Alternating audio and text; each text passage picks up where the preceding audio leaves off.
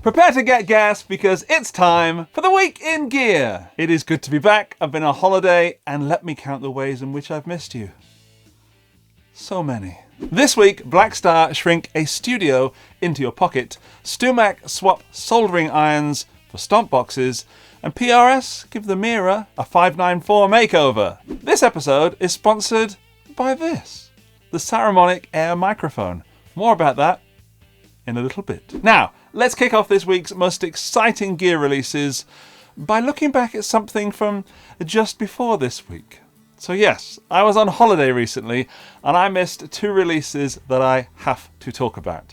Firstly, Ibanez have reissued the 540p3, and this is such a classic and weird looking guitar. It's so me whilst being not very me at all at the same time. It was originally released in the late 80s and this reissue is part of the Made in Japan Genesis collection, and it's like an RG went on a date, a very successful date, with the Yamaha SGV, and I'm all for it. It's available in Desert Sun Yellow, Purple Neon, and Black, and will set you back around 1,300 notes. And even though this is aimed at shredders from the 80s, I wish I had the courage and the money to pick up the Desert Yellow. Links in the video description if you're braver than me. The second thing I missed was this pedal from Boss. Looks innocent, doesn't it? But oh no, it caused a huge ruckus in the online guitar world, and Boss have been accused of numerous things. I'm just glad that I was on holiday for all of it, so I didn't have to comment. Anyway, let's talk about this week's gear. Yes, it looks like a USB stick has been hitting the protein shakes, but the BEAM Solo, the BEAM Solo from Blackstar is a headphone amp that hopes to convince you, but quiet practice is still cool. You've got 6 amp models, 35 effects, cab and mic sims, a tuner, a metronome, Bluetooth audio for backing tracks. Basically, it's every excuse you've ever had for not practicing gone. The party trick is the light beam control system, which is what Blackstar call it. Instead of scrolling through menus, which I kind of miss, or at least a display, like you're trying to set the clock on a microwave or something, you simply twist and tap to set gain, EQ, FX, and volume. Simple. I don't know if it's enough. Specs-wise, you've also got a USB-C connection for direct recording, charging, and firmware updates, plus a headset microphone input, so you can lay down vocals without a second interface. I guess that's handy if inspiration strikes at 2 a.m. and you don't want to wake the neighbors again. You just have to sing softly. Battery life runs to about 6 hours, which means great for a Sunday practice binge, less great if you're attempting a week-long acoustic-free camping trip. So pack a power bank or befriend a squirrel with electricity. Price-wise, you're looking around the 130 notes mark, depending on your local retailer's mood. At that price, it is basically one of those pocket-sized Swiss Army knife of tone things that you plug directly into your guitar, and then it will live in your gig bag until the end of time. I always have one of those sorts of devices around with me just in case, but I haven't played this one yet. If it sounds similar to the Blackstar plugins, it should easily compete with the big names like Boss and Fender. Gasometer? Buy it now. Buy it online and make sure it fits your needs. If not, make sure that you bought it from one of the retailers with a great return policy, such as the ones that my affiliate links use in the video description. StewMac pedals are best known for helping you burn your fingers on a soldering iron before you get to enjoy your tone. But now they've had a change of heart. 4 of their most popular kits are available as fully built pedals. No solder, no swearing, no wondering if you've just installed a capacitor backwards. Here's the lineup. The Ghost Drive, a transparent overdrive in the amp but better camp, inspired by a certain mythical centaur. It's built with through-hole components and germanium diodes and the classic 3-knob layout of gain, treble and output. Buffering is built in, so your tone stays tidy.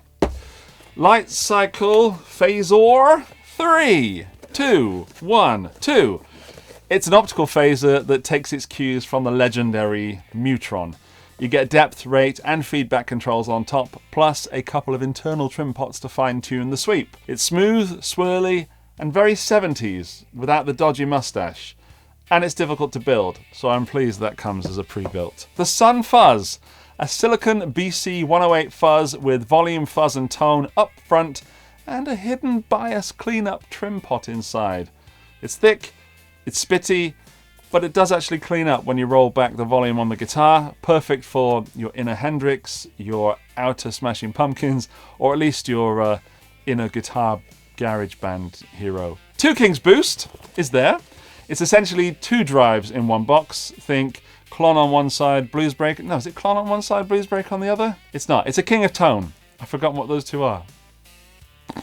Run them separately and you get almost no output. Stack them and it's harmonic mayhem. You could just use one as a polite boost, but I like it when they're both stacked. It is flexible enough to live at the front of your board forever. They're all built in the USA and they land somewhere between $100 and $160 depending on which one tempts you first. I reviewed these this week and at first I was very confused as to why StewMac had gone into pedal building business, but my worries and qualms were thrown out of the window when I plugged them in. They sound fantastic. The pricing could put a few people off, and in my opinion, it's still more fun to buy the kits and build them. However, buy them and build the kits, except that one. I hate you, you're difficult.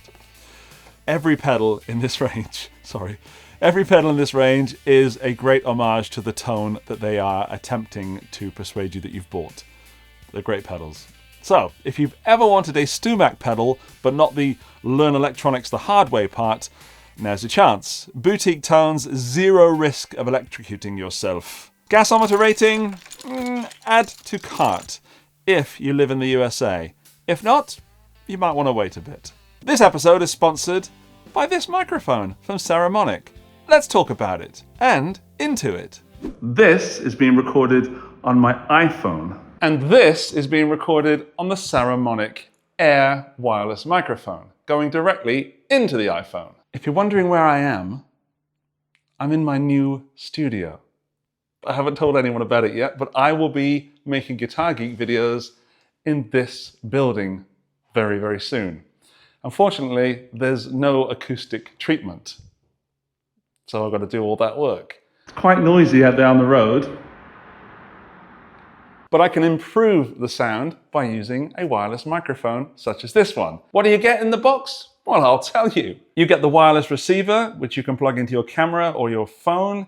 You get 2 wireless mics with these lovely little Afro wind clips, which you can also cosplay your Lego figures if you like. You get the adapter to plug into your phone, a belt clip for the receiver, and you get 2 external lav mics plus some more cables. And this box is actually a charging case as well. I am really looking forward to making this the new Guitar Geek HQ. There's going to be a whole series of videos on how I do that. And a lot of the times, you're going to be hearing me with the Saramonic Air. If you want one yourself, check out the link in the video description. Now, on with the show.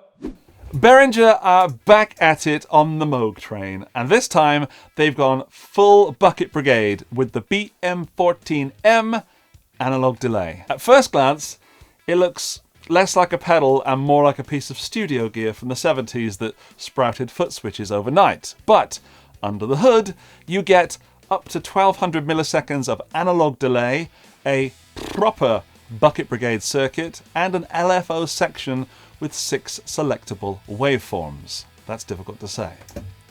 This means you can keep things subtle and tape-like, or push it into sci-fi wibbly-wobbly that makes your amp sound like it's about to take off to somewhere. I can't think where Doctor Who is born. Gallimimus? That's a dinosaur. Where's Doctor Who born? Controls are straightforward but powerful. You've got mix, feedback, delay, time, drive, plus the LFO's rate and depth. There's even tap tempo for syncing your echoes to the band.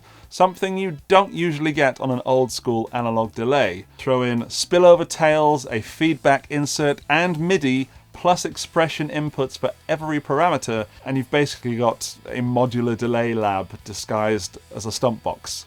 Downsides? It's chunky, it's fat boy, about the size of a lunchbox, and it pulls enough current that your daisy chain power supply might actually cry. And while 1200 milliseconds is decent, ambient players who like minutes-long washes might feel a little bit cramped. And of course, if you think the look and feature set seem familiar, you're not wrong. The BM-14M borrows heavily from the legendary Moog MF-104M Analog Delay. Now that pedal has been out of production for years, costs well into 4 figures on the used market, and is considered one of the holy grails of bucket brigade delay. Behringer's version doesn't carry the Moog name or the price tag, but it absolutely channels the spirit of the design, complete with modulation tricks and CV control that made the original such a cult favourite, plus the wooden sides that I'm not sure are wooden. I need to confirm that because I bought some of this series and I'm probably going to end up buying this one. Price lands around 120 to 150 notes, which is classic Behringer. Boutique features without boutique pricing. Gasometer rating? Yeah, buy it now. Plenty of gas here if you want authentic analog repeats with tweakability galore. Almost hitting the top spot this week, PRS have updated the S2 Mira range, and the result is the S2 Mira 594 and the S2 Mira 594 Satin. And I dig it. I dig it hard. In fact, the vintage white is so beautiful, it deserves a full screen 5 seconds. It's so beautiful, it deserves a full screen 5 seconds. In fact, the satin matcha green is so beautiful, it deserves a full screen 5 seconds. It's so beautiful, it deserves a full screen 5 seconds. In fact, no. At first glance, it's leaner and more stripped back than a McCarty or a Custom 24, but underneath you're still getting the full 594 DNA. In terms of feel, the change of scale length should change the tension of the strings and maybe soften it compared to a Custom 24, while the Mira's thinner double cut body makes it lighter and more comfortable than, let's say, a Les Paul style single cut. It is a guitar that's designed to be gig ready and be deluxe without being top tier, and PRS's pricing structures at the moment are interesting, so this is a lot of money still. It's going to give you cleans and crunches and leads and stuff like that, well, I would guess. It has some downsides. It is not entry level because the prices run at around 1,700 to 2,000 notes, maybe 2,100, which is proper PRS territory. And while the S2 is Maryland built, you don't get the core line pickups, you don't get the finishes, so the purists will still angle for a McCarty, but judged on its own, it's a US-made PRS that leans vintage without weighing you down, wallet-wise or wood-wise. And if it looks familiar, that's because it's effectively a sleeker double-cut take on the McCarty 594, which is PRS's Les Paul rival. The Mira twist just makes it lighter and faster, and arguably more versatile for the modern player. Oh, and half the price of the McCarty. Gasometer rating? Add to cart, if you have the money. Plenty of gas here if you want PRS build quality and 594 tones. For my wallet to be on fire, it would need to come with a chunky neck, not just pattern thin.